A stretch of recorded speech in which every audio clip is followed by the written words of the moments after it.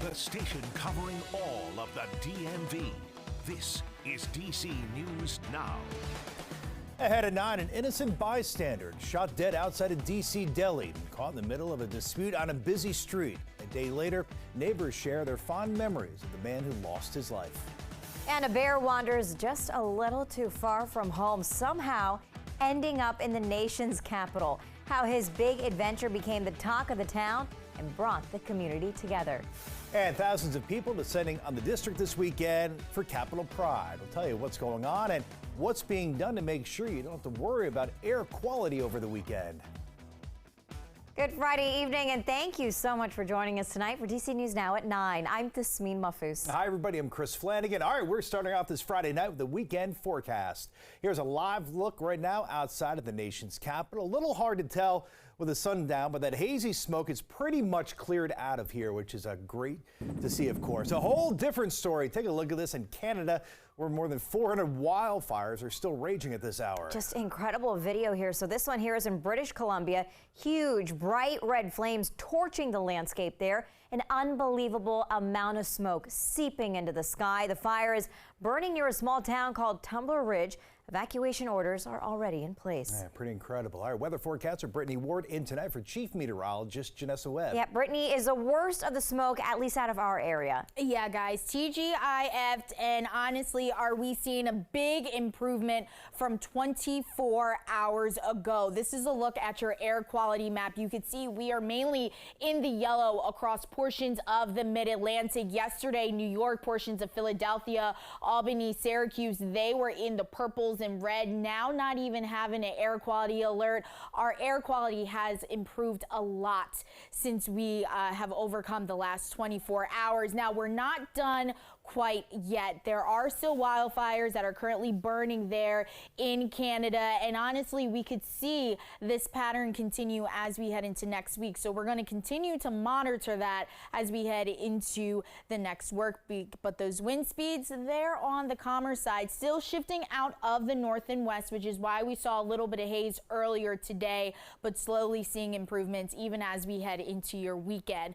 Lows tonight on the mild side. We're talking about 54 here in DC, 53 as you head over there to Frederick. You head further off into the mountain counties, we start to see them dip down into the upper 40s. So overall, it's going to be a very beautiful night out there. We did have some showers move through portions of the DMV, but honestly, it looks like we are looking dry as we kickstart your weekend, but tracking more showers to end out the weekend. So definitely keep it here. We'll talk more about that in just a bit. All right, developing at 9, a man shot and killed Thursday outside of Delhi in D.C.'s Shaw neighborhood has now been identified. Yeah, the victim is 62-year-old Losanta McGill, who authorities believe was an innocent bystander. And arrested and charged with McGill's murder tonight is 20-year-old DeMarcus Barnett. Police say a dispute between Barnett and 2 other men inside a deli market near the Howard Theater spilled out on the 7th Street. McGill ended up getting shot. He was rushed to the hospital but did not survive. A neighbor who did not want to go on camera says McGill was always friendly. That's tragic. He was a good guy, quiet, ex-military guy. He never bothered anybody.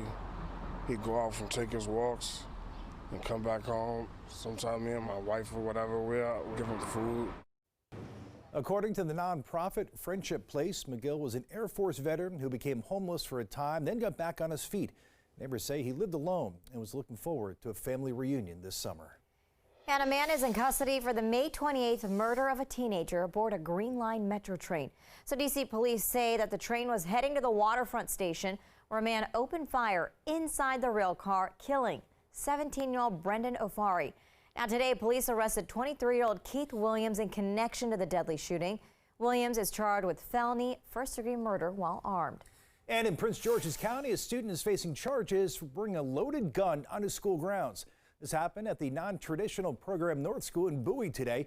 Police say 18-year-old Ontario Wilkinson came to school with the handgun in his waistband. Security guards recovered that gun. Nobody was hurt.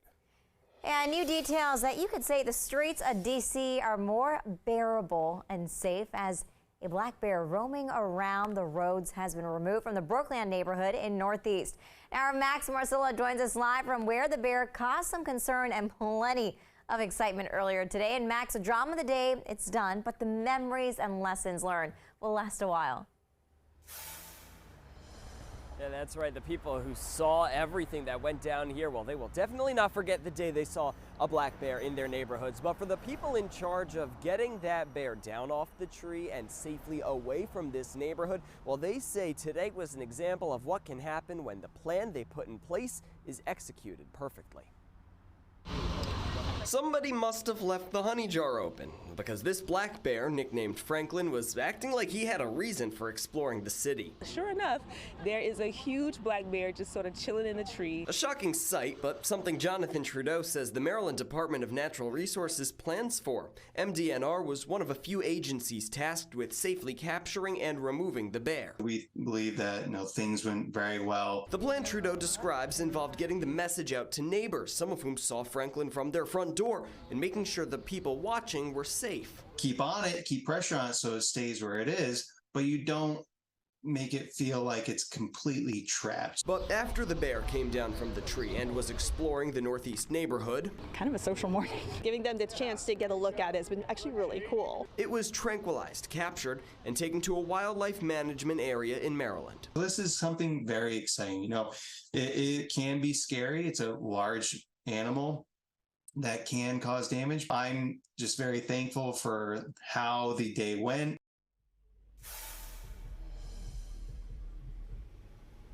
And tonight, Trudeau tells us that when the tranquilizers are used, that there are vets on hand, and if the first one doesn't work, thanks to maybe extra adrenaline from the bear, they do have a second one on standby just in case they need it. Reporting live in the Brooklyn neighborhood in the district, Max Marcella, DC News Now. He's a cute little guy, though.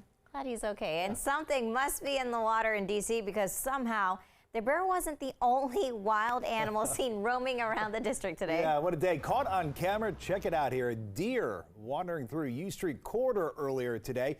A viewer sent video of the animal near the intersection of 17th Street and U. Perhaps, I don't know, maybe headed to an early happy hour. It is Friday, after all. Yeah, I love that. Just chilling, walking across.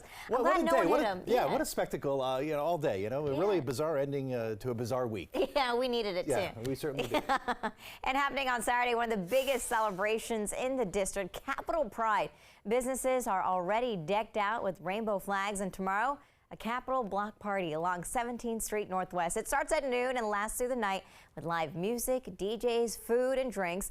The 4.5-hour parade kicks off at 3 p.m. on 14th Street and T Street Northwest.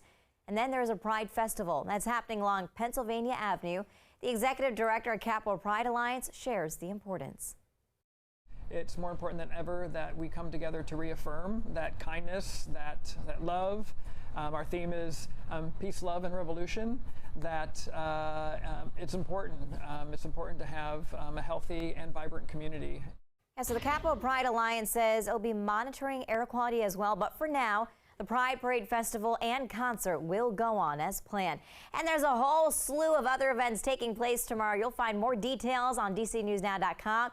And you definitely do not want to miss out on this. DC News Now will be part of tomorrow's parade again, happening at 3 p.m. We are so excited to be there. It's going to go through Logan Circle and DuPont Circle. Yeah, it should be a lot of fun. This weekend could bring up to 200,000 people into D.C. Organizers recommend, of course, using public transportation or biking. Driving probably really not the best idea. Yeah, so as far as security goes, there will be multiple agencies guarding these events as well as private security. Yeah, which is good. It should be a lot of fun. I'll be there with our team here at DC News Now with the float at the parade. So hopefully the weather will cooperate and see a lot of friends out there. You can't miss the balloon. Yeah. You'll see it from miles away. All right, it'll be great tomorrow.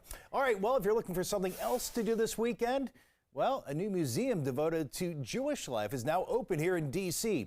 DC News Now's Daniel Hamburg talked with the curators at the new Capitol Jewish Museum. And Daniel, amid a sharp rise in anti-Semitism, particularly in our area, this is a place for everyone to learn. Chris, it is, and the focus of this museum is all about the rise of the Jewish population in Washington and the impact that Jews in Washington have had in the area. It's not just one community, it's lots of communities. What's the variety of the story, of the history of Jews in this region, not just in D.C. itself, in the district, but also in the suburbs. The Lillian and Albert Small Capital Jewish Museum has been more than a decade in the making. The mall has all the Smithsonians, and they're all really impressive and feature different things, but there's no museum solely dedicated to the Jewish community in D.C. This museum showcases a range of local Jewish figures like Supreme Court Justice Ruth Bader Ginsburg. Marcia Greenberger, she's an attorney who helped fight for Title IX. Bill Black is here on opening day to learn about the history of Mott's Market. And how that connects to the whole history of Jewish families, Jewish immigrants particularly, coming and opening grocery stores. Curators want visitors of all backgrounds to learn. As we all learn more about each other, of course, hopefully we can build empathy in that way and build our instinct for social justice and for taking care of one another. While fighting anti-Semitism isn't the main story, it is addressed here. This is a story of this community in which there's balance, right, between trying to overcome a place that can be clubby, that can be prejudicial, that can have assumptions about people, and also a place where there's proximity to power. Having a museum here that can tell the story of Jews in Washington is critical to people knowing the story of this community. And what's interesting, right behind me, this building is actually two connected buildings. The brick building behind me was the first building that was built to be a synagogue in 1876. So that has been preserved and connected to the all-new building to really tell the whole story here. Now, admission is free, but you have to go online to reserve tickets. We're live in Northwest. Daniel Hamburg, DC News Now.